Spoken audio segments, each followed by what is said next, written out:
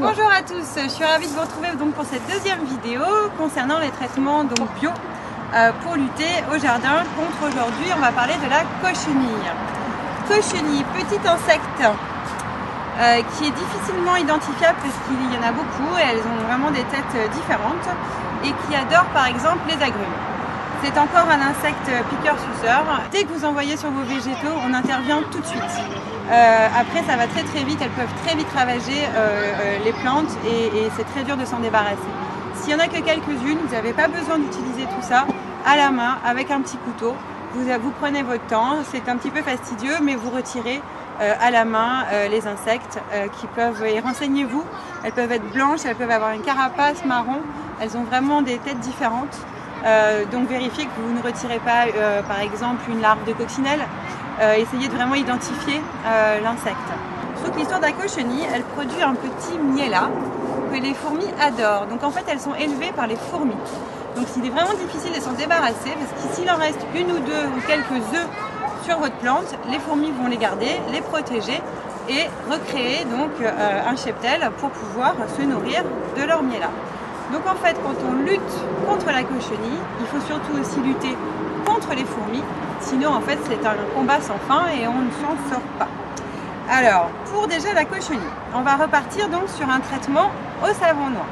Donc on a besoin de notre savon noir, d'huile, toujours pour la même raison puisque ces insectes respirent à travers tous les pores de leur corps. Donc l'huile va aider le produit à la coller dessus. 1 litre d'eau qu'on a fait chauffer et qu'on attend qu'il soit tiédi.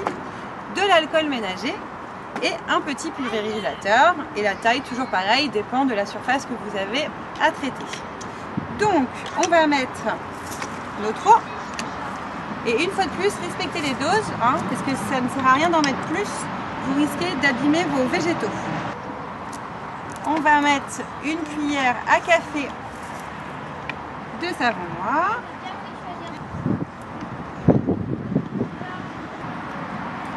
Toujours pareil, on remue doucement parce qu'on n'a pas envie que ça mousse. Et c'est du savon. Alors, goûtez, qu'est-ce qu'il nous reste? Une cuillère à café d'huile. Et une cuillère à café donc d'alcool ménager.